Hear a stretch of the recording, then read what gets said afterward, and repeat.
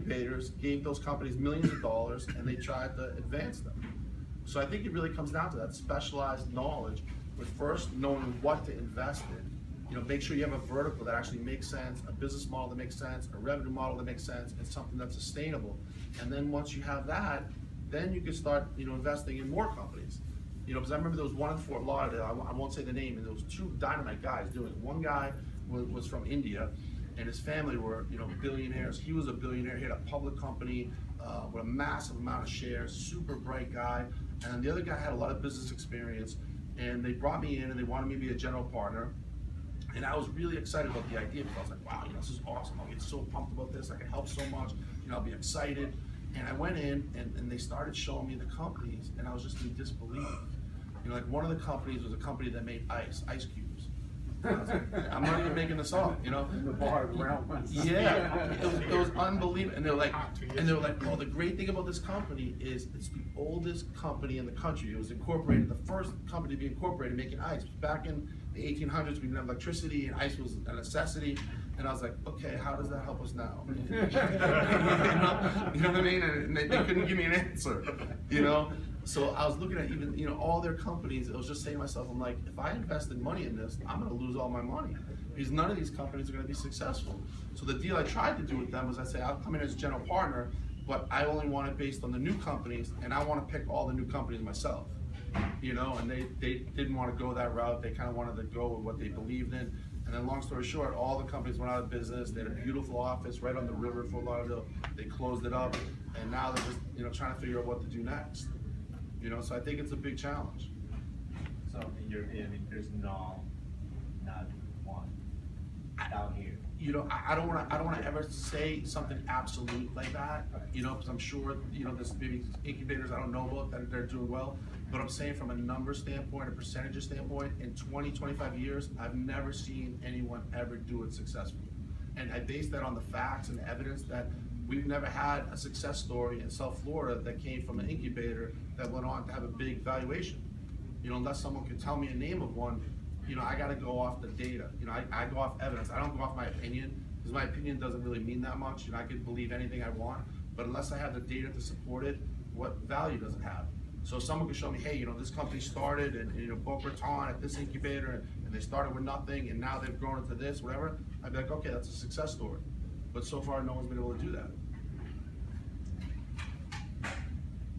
What do you feel about these companies that are so good or startups that are so good at getting funds or finding a way to fund their business? So whether it be through VC or investor, like private investors, fundraisers like Kickstarter, things like that, they raise millions of dollars and then Happens all the time. yeah. And I'll tell you kind of the backstory to that. The way it works in the VC world is the VCs actually invest in companies that they know are going to fail. And like when I say that to people, they're like, oh no, that can't be. They have the smartest people, and you know, you can't say that. And they want them all to succeed. What happens is they have so much pressure from their investors to basically distribute that money and allocate that money that they have to invest at some point. So what they try to do is they basically try to cover their ass. So they'll invest in a company that's really sexy, like really trendy right now, you know, like the liquor companies on demand that I said, that when they go out of business, they then can go back to their investors and say, hey, listen, you know, everybody was investing in this. Look at all these big venture capital companies. They were putting money into it, so that's why we put money into it. And then the investors hear that and they're like, okay, that makes sense. Okay, so we'll keep our money with you. So it's all like a game, you know, is really what it comes down to. You just have to know how to play the game, because there's a lot of companies that don't deserve a dollar, and they might get 10, 20 million. And then you'll have another company that deserves everything, and because they don't understand how the game works, they never get funded, they never get off the ground, they can never get traction, they can never get established. So you kind of need those two pieces to coincide. And what I always tell people is, like, we talk about all the time, you know, how do you raise money, how do you get capital? To me, if I was to start a new company and to do it today, I wouldn't even go the VC route. Because I think the VC route is just like vultures that are looking to get rid of you as quickly as they can. It's not a healthy system. Whereas what I would do, I would look at the vertical that I'm in, and then I would see whoever's tops in that vertical, whatever company it is, you know, whatever it could be. And then I would reach out directly to that CEO and say, hey, listen, this is what I'm thinking about doing. Would you be interested in being on my advisory board, interested in helping me? And a lot of people think that a CEO would never do that because that'd be a competitor. It doesn't work that way. The CEO's head is so big that he doesn't think any startup company could ever compete against him. So he doesn't look at you as a potential threat. he looks at you as, okay, I'm doing, charity, say, for example. And then what you're doing is you're doing two things. One is you're aligning yourself with someone that can really help you. You're planting the seeds for success. But then most importantly, you're setting the stage for your eventual liquidity event. Is the best person to sell that company to is the company that's number one already in that field. Because they have the most to gain from buying you. And if you already have that relationship and they've already seen you from the beginning, you're gonna have a much greater chance of exiting out. And then also suppliers. A lot of guys, they make products and they'll have the suppliers fabricate something or manufacture something. Typically those companies do very well and they throw off a lot of cash flow and they're always looking for new ideas because they want to make more money. And I always tell entrepreneurs, go to whoever's making your product and say, hey, listen, do you believe in this? Is this something you want to get behind? And let them back you because they can make the cost of production, cut in half, just by partnering with you. They can inject money and then they're gonna have a vested interest in moving that product because they're part of it. So I tell people, get as many strategic partners as you can within your vertical. Don't go to someone that has a huge construction company if you're trying to do artificial intelligence technology, because those two don't go hand in hand. If you created some unbelievable technology in the construction field, don't go to a guy at IBM, go to the guy in the construction field. And I think a lot of times that gets passed up because everybody's so focused on, angel investors and VC and this and that, when in reality, that's probably not the best course for everybody. Some people it is, some people it works well with, but I think the majority of people, it's better to go a more traditional route with building a relationship with someone that's already successful in that field. As far as this same conversation was all about, I read an article from Barry Leadership, Right. and he was saying the same thing. Like, I think these companies should stop getting good at raising money, Right. and make money from their customers. Exactly. Because essentially, they're not going to succeed by raising money from angel investors or VC. Exactly. Yeah, they're going to be successful by raising money from the client. Exactly. I'll give you a funny story too. I was very entrenched in the tech explosion that was going on. And back then there was this guy, his name was Mark Cuban, and he came up with this company basically that allowed you to listen to basketball games from your alma mater, from college, wherever you were, through the computer. And everyone thought it was a great idea, and Yahoo thought it was a great idea. And what people don't recognize is he never made a single dollar in his business. Not one. Not a single dollar. Not profit. And I'm like, you know what? The guy selling hot dogs at the Miami Arena is more successful as far as profits than Mark Cuban, and yet Mark Cuban got billions of dollars.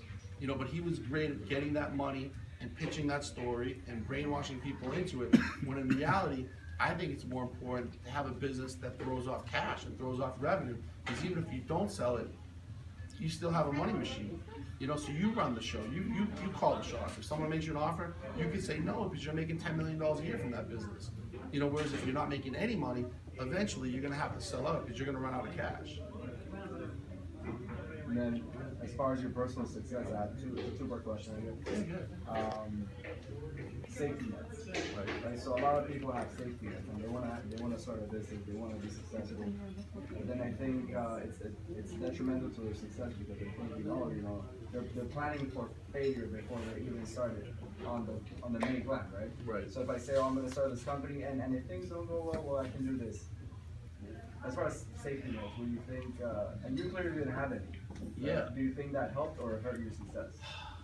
I call that risk management now, is how we term it. And right now, we always have a safety net.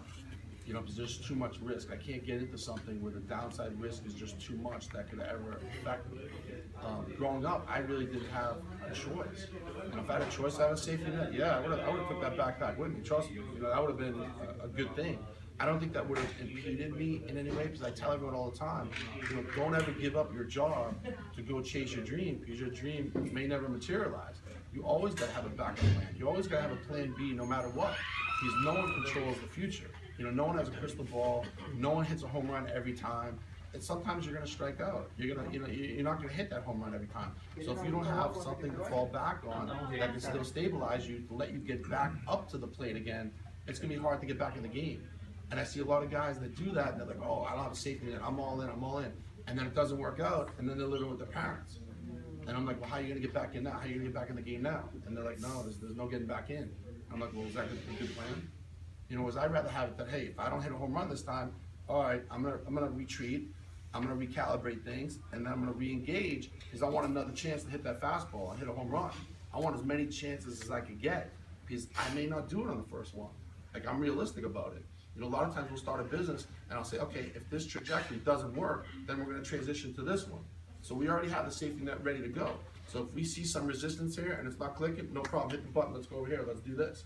So I think having a safety net's important, you know, but that goes back again to what you hear on TV and like what you read and a lot of the make-believe stuff from people that have never actually done it. Because if you've actually done it, you realize the way you win in this game is coming up the bat more times. That's how you win. You know, the more at bats you get during the game, the more home runs you're gonna hit. You know, but if you don't get up to the plate, I don't care how good you are, you're not gonna hit the home runs. You're not gonna, you know, lead the league in home runs if you're on the bench. So you always wanna have more chances, and you wanna put yourself in that position to always get more chances, because eventually you will hit the home run. Good? One last one? Last final question on startup ecosystem. We were talking about what we're kind of lacking here now. Right. And with that kind of falls into also capital. But I think the precursor to what leads that whole path is successful exits. Successful exits, deploy money back into the investors, gives the talent pool to be able to pull from that they can go back into. We just had, Chewy.com. Just came out with 3.5 billion successful. They had a limited amount of investors. Do you think that'll have an impact there here on South Florida? It depends on how we leverage it. You know, that's what it really depends on. It depends on the people here. If the people say, hey, you know what, let's take advantage of this opportunity, let's leverage it, and let's put a strategy in place and a plan in place on how we can have that trickle down to other people, then that can be a huge springboard. Or people might just say, hey, you know what, that's great for them, they did a great job, but that was an anomaly, let's go back to the way we keep doing things. So really, it's not up to me or anyone else, it's up to the community to say, hey, you know, are we gonna engage these guys and really pressure them to say, hey, you know, you guys did really well, now it's time to give back. You know, and if you don't do that, we're gonna keep things going the way they are now, and it's not gonna change. It's been like this for 25 years. It hasn't changed. You know, it hasn't. I mean, the only successes I remember growing up was Citrix was a big success, and they're still around. Aramark? Yeah, it's Terramark, exactly. A few other companies here and there, but if you look at how many have started, I mean, we must have had tens of thousands that have started, and we can only name like 2 off the top of our head, and we're really in this. You know what I'm saying? You know, so there's a disconnect there that either we're gonna fix it as a community, or we're just gonna keep going down this road. And the example I give everybody is, we're unbelievable in real estate. I mean, Miami, no one touches Miami with real estate. But I tell them all the time, like, you think San Francisco could replicate Miami in real estate? There's no way. There's no way. They don't have the people, they don't have the expertise, they don't have the knowledge, they don't have the ego, they don't have anything. But then yet we think we could replicate San Francisco with all the stuff that they have. And for 25 years, that hasn't worked. You know, so that's how I think people have to look at it. Like, there's a reason why different areas are successful. They're not successful by accident. There's things that they do consistently that puts them in that position. And unless we change our ways, we're gonna keep getting failures. So. Thank you, guys. Hang